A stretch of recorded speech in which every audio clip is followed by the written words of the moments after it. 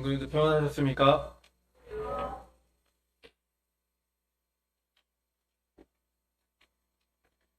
오늘은 마가복음 1장 16절부터 45절까지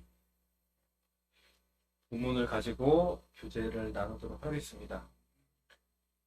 오늘 본문의 주제는 예수 그리스도의 능력과 권위입니다. 예수 그리스도의 능력과 권위. 우리는 지난주 수요일 말씀 누가복음 1장 15절을 통해서 성경이 말하는 복음에 대해서 상고해 보았습니다. 성경이 말하는 복음은 바로 하나님의 아들 예수 그리스도에 대한 선포이다. 말씀이었는데요. 이것을 좀 더 풀어서 보면 예수가 복음이라는 것은 성경이 말하는 복음은 예수가 하나님의 아들이라는 소식이고 또 복음은 사람으로 오신 예수가 죄인의 대속 제물이 되었다는 소식이다. 이렇게 배웠습니다. 그리고 복음은 회개하고 믿음으로 하나님 나라의 백성이 된다는 소식이다. 것을 살펴보았습니다. 그리고 이러한 복음이 단지 우리가 구원받고 생명을 얻는 것에서 그치는 것이 아니라 예수 그리스도를 우리 삶의 통치자로 인정하는 현재 진행형의 복음이 되어야 한다라는 말씀을 들었습니다.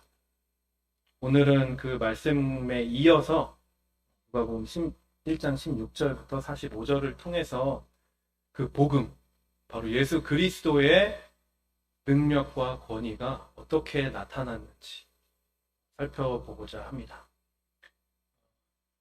본문을 통해서 예수 그리스도의 그 본문에 나타난 예수님의 사역을 통해서 복음이신 그 예수 그리스도의 권위와 능력이 어떤 것인지 무엇인지 살펴볼 것이고 또 그 권위와 능력을 경험한 사람들에 대해서 살펴볼 것입니다. 그래서 그 두 가지 질문을 가지고 말씀을 대하면 좋을 것 같습니다. 첫 번째는 과연 이 복음, 예수 그리스도, 그분의 권위와 능력은 어떤 것일까? 그리고 그분의 능력과 권위가 나에게 역사하려면 어떻게 해야 하는 것일까? 이런 질문을 가지고 답을 찾아보는 교재가 되었으면 좋겠습니다. 먼저 16절부터 20절까지를 함께 읽어보도록 하겠습니다. 마가복음 1장 16절부터 20절 시작. 갈릴리의 해변으로 지나가시다가 시몬과 그 형제 안드레가 바다에 금을 던지는 것을 보시니 그들은 어부라. 예수께서 이르시되 나를 따라오라. 내가 너희로 사람을 낚는 어부가 되게 하리라 하시니 곧 그물을 버려두고 따르니라. 조금 더 가시다가 세베대의 아들 야고보와 그 형제 요한을 보시니 그들도 배에 있어 그물을 깁는데 곧 부르시니 아버지 세베대를 손꾼들과 함께 배에 버려두고 예수를 따라가니라. 첫 번째 16절부터 20절에서 나타나는 예수 그리스도의 권위와 능력은 바로 인생을 변화시키는 인도자의 능력과 권위입니다. 여기 본문에서 예수님께서 제자들을 어부를 제자로 삼아서 부르셨습니다. 예수 그리스도의 복음은 제자의 삶을 살게 합니다. 베드로와 안드레가 등장하는데 이들은 물고기를 낚는 어부였습니다. 그물을 쳐서 물고기를 낚는 어부. 예수님께서 그들에게 나를 따라오라. 내가 너희로 사람을 낚는 어부가 되게 하리라. 라고 말씀하셨습니다. 그리고 베드로와 안드레는 바로 예수님을 따른 모습을 볼 수가 있습니다. 예수님께서 그들을 부르셔서 사람 낚는 어부였던 그들을 물고기 낚는 어부였던 그들을 사람 낚는 어부로 바꾸신 거예요. 이렇게 나를 따르라는 예수님의 명령에 그들이 바로 순종을 했습니다. 그들이 그들에게 그 그물은 그들이 버려두고 예수님을 따랐던 그 그물은 그들의 생계의 수단이었어요. 그들이 살아가기 위해 필요한, 그들에게 꼭 필요한 물건이었어요. 그것을 버려두고 예수님을 따릅니다.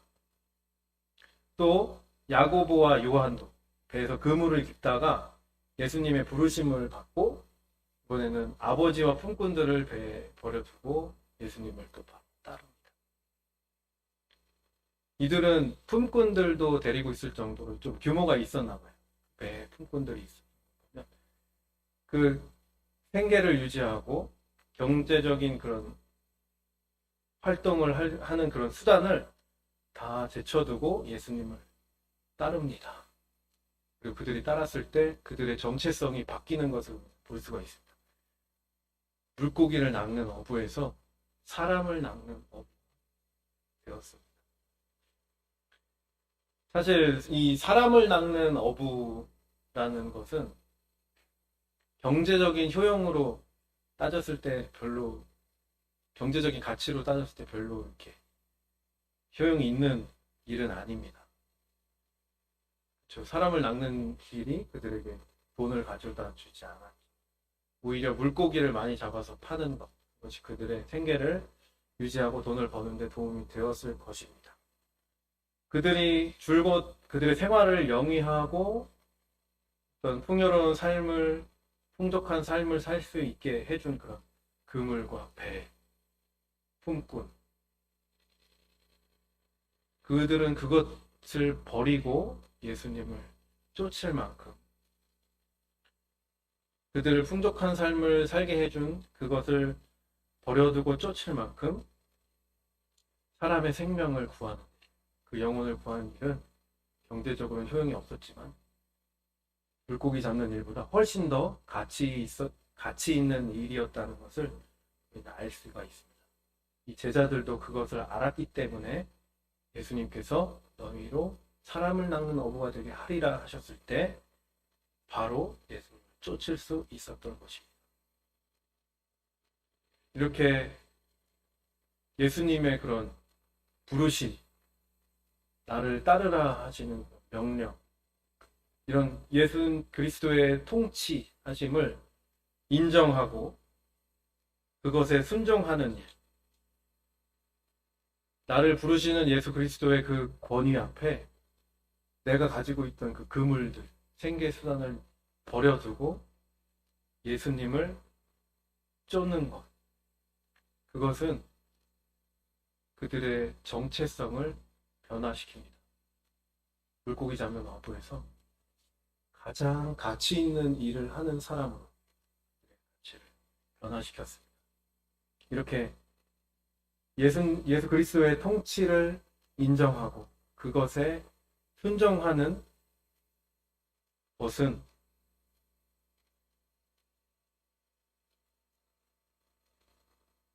예수님의 부르심에 순종하는 것은 우리가 가장 가치 있는 삶을 살게 하고 이것이 바로 우리 인생을 변화시키는 예수 그리스도의 능력과 권위인 것입니다. 이 복음의 능력, 예수 그리스도의 권위는 우리의 삶을 돈 벌고 세상에서 살아가는 그런 사람에서 생명을 구하는, 영혼을 구하는 사람으로 우리의 인생을 변화시킬 수 있는 것입니다. 그것이 바로 복음의 능력이요 예수 그리스도의 능력과 권위인 것입니다. 이 제자들이 예수님의 그 권위에 순종함으로써 우리가 인생을 변화시키는, 이 세상에 살아가는 어떤 한 억울한 그런 정체성을 가장 가치 있고 귀한 일을 하는 그런 정체성을 가진 사람은 그의 삶을 완전히 변화시키는 인도자의 권위가 예수 그리스도께 있음을 우리는 16절에서 20절 본문에서 발견을 할 수가 있습니다. 다음 21절부터 28절입니다. 조금 길어서 시간 관계상 제가 읽어보도록 하겠습니다. 그들이 가버나움에 들어가니라. 예수께서 곧 안식일에 회당에 들어가 가르치심에 뭇 사람이 그의 교훈에 놀라니 이는 그가 가르치시는 것이 권위 있는 자와 같고 서기관들과 같지 아니함이더라. 마침 그들의 회당에 더러운 귀신 들린 사람이 있어 소리질러 이르되 나사렛 예수여 우리가 당신과 무슨 상관이 있나이까? 우리를 멸하러 왔나이까? 나는 당신이 누구인 줄 아노니 하나님의 거룩한 자이니라. 예수께서 꾸짖어 이르시되 잠잠하고 그 사람에게서 나오라 하시니 더러운 귀신이 그 사람에게서 경련을 일으키고 큰 소리를 지르며 나오는지라. 다 놀라 서로 물어 이르되 이는 어찌 미냐? 권위 있는 새 교훈이로다. 더러운 귀신들에게 명한즉 순종하는도다 하더라. 예수의 소문이 곧 온 갈릴리 사방에 퍼지더라. 21절부터 28절에 나타난 예수 그리스도의 능력과 권위는 참 교육자의 능력과 권위라고 이름을 지어봤습니다. 마땅한 단어를 참 찾기가 어렵고요. 여기서 가버나움에 들어가셔서 그들의 회당에서 가르치십니다. 그 가르침을 들은 사람들이 그 교훈에 놀라는 장면을 볼 수가 있습니다. 그 가르치는 것이 권위 있는 자와 같고 서기관들과 같지 아니하더라. 예수님의 가르침은 그곳에서 늘 가르치던 서기관들의 가르침과는 전혀 다른 것이었습니다. 왜냐하면 예수님 그분은 그 자체로 길이요 진리요 생명이신 하나님의 아들이셨기 때문입니다. 생명의 주이신 그 예수 그리스도의 권위로 하시는 말씀은 그 가르침은 그 자체로 놀라운 힘과 영향력을 가지고 있는 것입니다. 제도 형제님께 질문을 합니다. 제도 형제님 그 교회나 학교에서 지금도 기억에 남는 스승 선생님 계십니까? 대답을 네? 한동경 왜 기억에 남으시나요?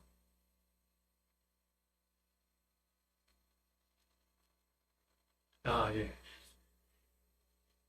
우리는 여기 계신 성도님들 누구나 그런 스승과 선생님이 있을 것입니다. 나에게 큰 영향을 주신 기억에 남는 선생님. 저 또한 그분이 주신 가르침, 그것 때문만이 아니라 그 스승의 어떠하심, 그 선생님의 어떠하심이 그 가르침과 함께 나에게 큰 영향력을 미쳤기 때문입니다. 제가 그 작년, 재작년에 공부했던, 저 가르쳐 주셨던 지도 교수님, 학문적으로도 굉장히 뛰어난 분이셨지만 그 인격과 성품에 저는 더 많은 것을 배우고 영향을 받았습니다. 이렇게 가르치는 가르치는 분의 그 어떠함, 그 성품과 인격, 그리고 그 가르침이 합쳐져서 그것을 배우는 자에게, 그것을 듣는 자에게 큰 영향력과 능력을 행사하게 되는 것입니다. 하나님의 본체이시고 아들이시고 길이요 진리요 생명이신 그분께서 하나님의 말씀을 가르치실 때에 그 능력과 권위는 실로 대단한 것이었습니다. 그렇기 때문에 사람들은 그 교훈에 놀랬고 그 가르침이 다르다는 것을 느낄 수밖에 없었습니다. 또한 그 회당에 더러운 귀신 들린 사람, 귀신도 그 가르침의 권위와 능력 앞에 두려워 떨고 있습니다. 예수여 우리가 당신과 무슨 상관이 있나이까? 우리를 멸하러 왔나이까? 나는 당신이 누구인 줄 아노니 하나님의 거룩한 자이니라. 그 귀신도 예수님을 알아보았습니다. 그리고 그 말씀의 가르침의 권위와 능력 앞에 굴복하게 됩니다. 결국 예수님께서 나오라 하시니 나올 수밖에 없었던 것입니다. 이렇게 권위 있는 새 교훈이로다 더러운 귀신들에게 명한즉 순종하는도다 하더라. 예수님은 길이요 진리요 생명이신 우리에게 하나님께로 가는 길, 영원한 생명, 영원한 진리, 그것을 가르치시는 생명 그 자체이신, 능력 그 자체이신 분이십니다. 그분의 권위는 이러한 참 교육자의 능력과 권위인 것입니다.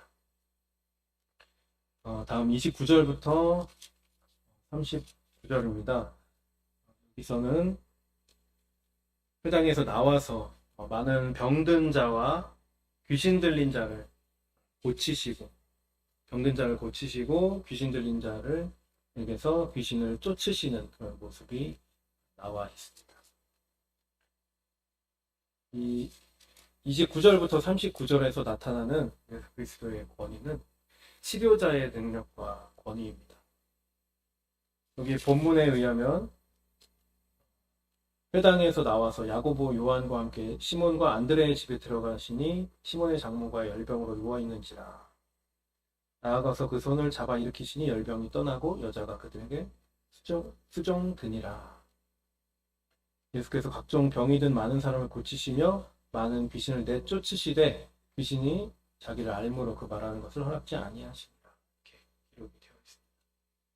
예수님께서는 본문에서 사람들의 육신의 병을 고치셨습니다. 그리고 귀신 들린 그 악한 영들을 쫓아내셨습니다.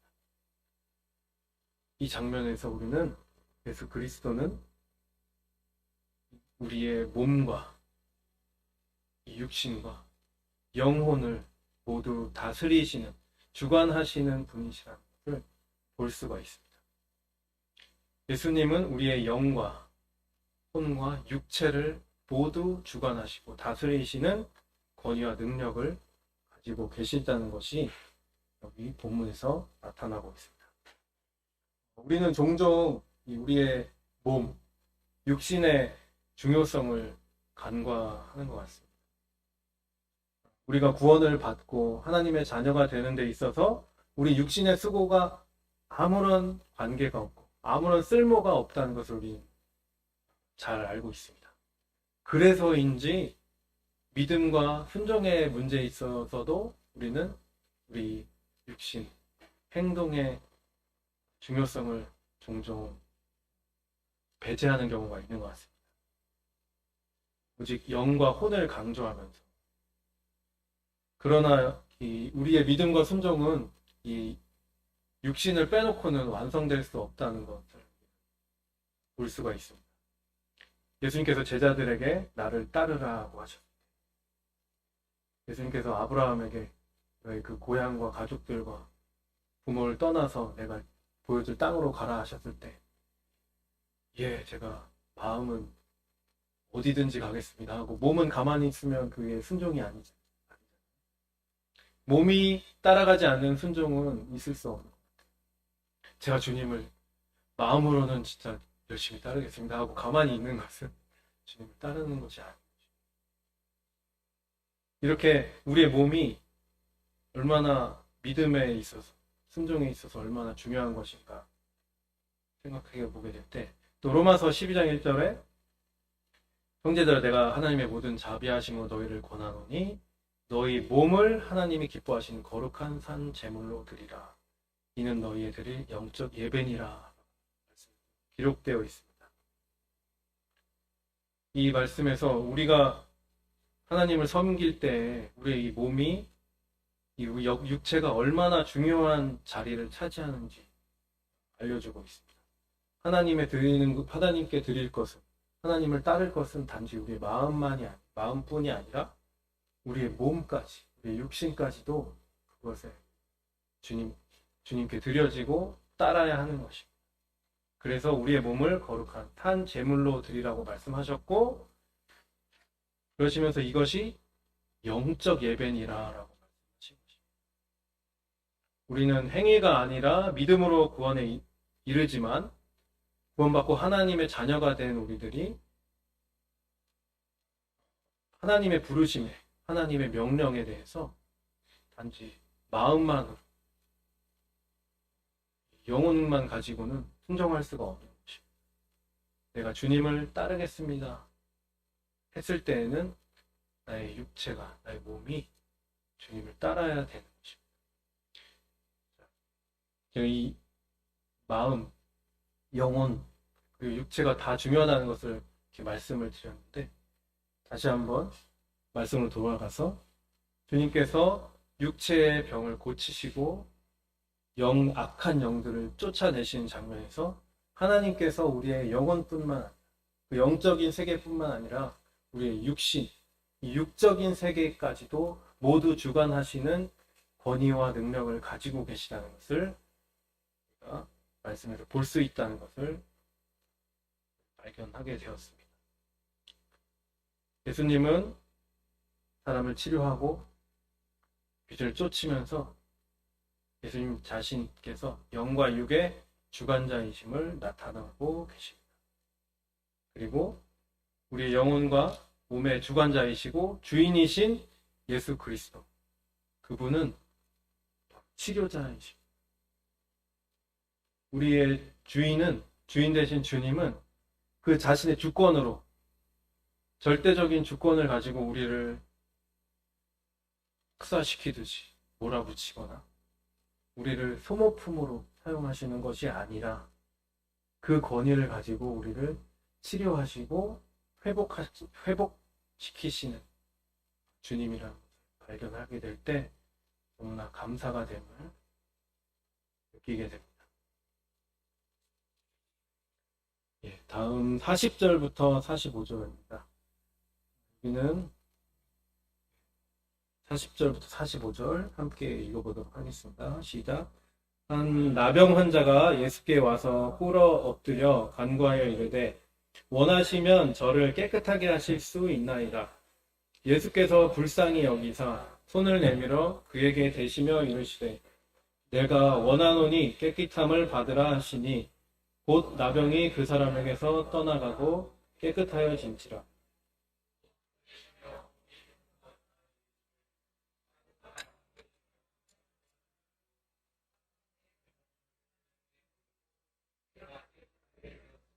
모세가 명한 것을 들여 그들에게 입증하라 하셨더라. 그러나 그 사람이 나가서 이 일을 많이 전파하여 널리 퍼지게 하니 그러므로 예수께서 다시는 드러나게 동네에 들어가지 못하시고 오직 바깥 한적한 곳에 계셨으나 사방에서 사람들이 그에게 나아오더라. 마지막 네 번째, 바로 의롭게 하신 구원자의 능력과 권위입니다. 이 본문에서 한 나병 환자가 예수님 앞에 나왔습니다. 그는 예수님 앞에 와서 꿇어 엎드려 간구합니다. 만약 주님께서 원하시면 저를 깨끗하게 하실 수 있나이다. 그리고 예수님께서 그를 깨끗하게 하셨습니다. 그는 나병 환자였습니다. 병이 나을 수 있는 소망이 없었어요. 희망이 없었어요. 율법에 의하면 그는 부정한 자로서 사람들과 분리되어야만 했습니다. 그 나병 때문에 그는 정상적인 사회생활을 할 수가 없었고 죄인으로 취급을 받아야 했습니다. 그런 그가 용기를 내서 예수님께 나왔습니다. 그는 정말 큰 절망 가운데 있었던 것 같습니다. 너무 큰 그 간절함이 그를 예수님 앞으로 데려왔습니다. 그러자 예수님께서는 그에게 그를 불쌍히 여기시고 손을 내밀어 그에게 대셨습니다. 그리고 내가 원하노니 깨끗함을 받으라 하셨습니다. 율법에 의하면 이런 나병 환자의 몸에 손을 대는 것은 부정한 것입니다. 그렇게 하면 안 되는 것이었죠. 예수님은 그에게 손을 내밀어 손을 대셨습니다. 그가 예수님 앞에 나와서 꿇어 엎드려 간구했을 때 예수님께서 그에게 손을 대시고 깨끗하게 하신 이 장면, 이 장면에서 우리는 예수님의 그 복음 사역의 전형적인 모습을 발견할 수가 있습니다.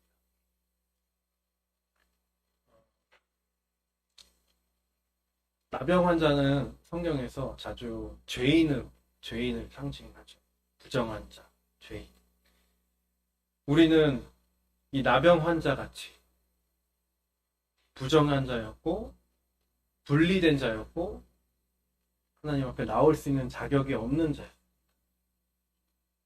그런데 나병 환자 같던 우리가 예수님 앞에 나와서 꿇어 엎드려 간구했을 때, 불복했을 때 예수님께서 우리에게 손을 내미셔서 우리에게 손을 대시고 깨끗함을 받으라 하셨습니다. 성도님 다 이런 경험이 있으시죠? 아마 구원받은 여기 계신 성도님들은 이 나병 환자에게 내민 예수님의 그런 손길을 다 느껴보셨을 것입니다. 절망밖에 없었던 그 나병 환자가 꿇어 엎드려 간구할 때 예수님께서 손을 대십니다. 그 등이었을까? 어깨를 쓰다듬으셨을까? 머리를 쓰다듬으셨을까? 저는 마치 주님께서 나병 환자 같던 저에게 손을 내미셔서 저를 쓰다듬는 것 같은 그런 경험을 한 것 같은, 다 그런 경험 있으시잖아요, 그렇죠?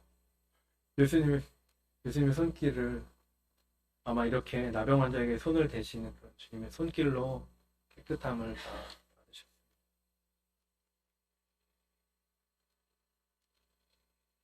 이렇게 부정하고 소망 없는 자에게 손을 내미시는 주님. 오직 그분만이 구원자이시고 그분만이 죄인을 의롭게 하실 수 있습니다. 절망 가운데 소망 없는 자를 소망 가운데로, 죽음 가운데 있는 자를 생명 가운데로 옮길 수 있는 구원자의 능력과 권위를 가지고 계신 그 사실을 우리는 말씀에서 발견을 할 수가 있습니다. 오늘 이 누가복음 1장 16절부터 45절 본문 말씀을 통해서 우리 예수 그리스도의 능력과 권위에 대해서 살펴보았습니다. 이 땅의 것을 위해 그물을 치고 살아가는 그런 사람들을 제자로 부르셔서 그들의 삶을 영혼을 낚는 업으로 가장 가치 있는 삶을 사는 자로 바꾸시는, 가장 가치 있는 삶을 살아가게 하시는 그 삶을 인도하시는 인도자의 권위, 그리고 참 진리와 생명을 가르치신 참 하나님을 우리에게 알게 하시는 참된 교육자의 능력과 권위, 그리고 우리의 영혼뿐만 아니라 영혼과 육체를 치료하는 치료자의 능력과 권위, 마지막으로 죄인을 구원하시고 의롭게 하시는 구원자의 능력과 권위, 이 네 가지 예수 그리스도의 능력과 권위를 본문 말씀을 통해서 살펴보았습니다. 그렇다면 이 예수 그리스도의 능력과 권위가 우리에게 어떻게 임하게 될까? 우리는 어떻게 이 성경에서 주님의 능력과 권위를 경험하고 순종한 사람들처럼 능력과 권위에 순종하고 체험할 수 있을 것인가? 적용해 보도록 하겠습니다. 우리는 제자들처럼 예수님을 즉시 따른 그 제자들과 같이 그 경제적인 가치, 물고기 낚는 그 경제 행위였잖아요. 그것보다 영혼을 낚는 그것의 가치를 더 크게 여기고 주님을 따랐을 때 그들의 인생이, 그들의 정체성이 바뀐 것을 보았습니다. 그렇다고 우리가 다 직업을 버리고 이렇게 하는 건 아니죠. 다만 우리에게 허락하신 그 그물들을 통해서 각자 가지고 있는 각각의 그물들이 있잖아요.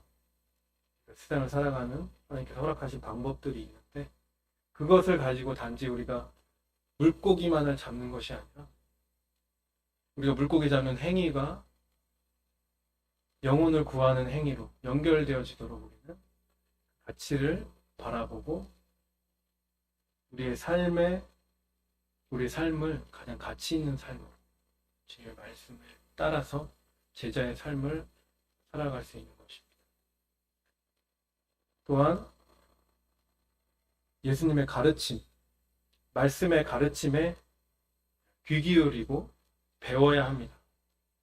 말씀을 통해서 가르치시는 주님의 능력과 권위가 우리에게 하나님의 방법, 하나님의 계산법을 가르치십니다. 우리는 나의 방법, 나의 계산법이 있어요. 그걸 놓기가 굉장히 힘듭니다. 그런데 그것을 놓아두고 겸손하게 배우고자 할 때, 그 말씀에 순종하고자 할 때, 그 말씀의 능력이 우리에게 임하게 될 것입니다. 그리고 우리는 예수님 앞으로 나와야 합니다. 그 병자들이 고침을 받기 위해 예수님께 나온 것처럼, 귀신 들린 자를 예수님께 데리고 온 것처럼 우리는 예수님 앞에 우리의 환부, 상처, 치부 그것을 예수님 앞에 드러내야 하는 것입니다. 그렇지 않으면 치료받을 수 없습니다.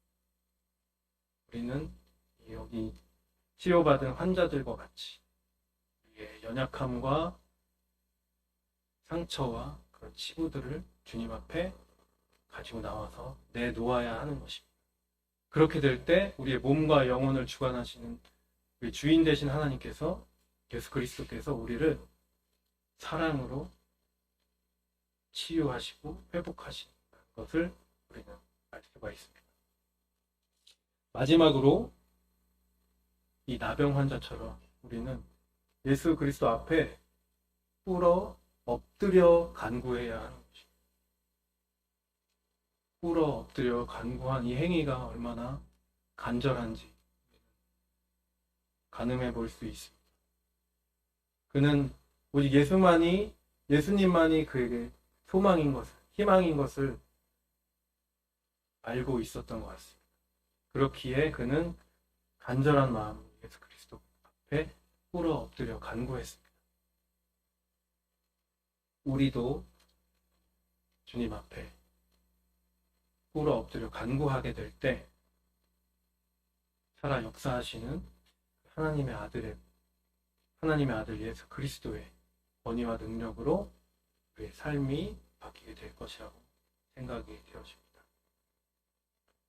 우리는 이렇게 예수 그리스도의 능력과 권위 앞에 순종할 때, 즉 그 왕의 자리, 주인의 자리를 예수님께 내어드릴 때, 예수 그리스도의 통치를 인정하는 그 현재 진행형의 복음, 그 권위와 능력 앞에 순종하게 될 때, 굴복하게 될 때, 우리는 이 말씀에 나온 그 인물들처럼 예수 그리스도의 그 놀라운 능력과 권위를 경험하게 될 수 있을 것이라고 생각이 되어집니다.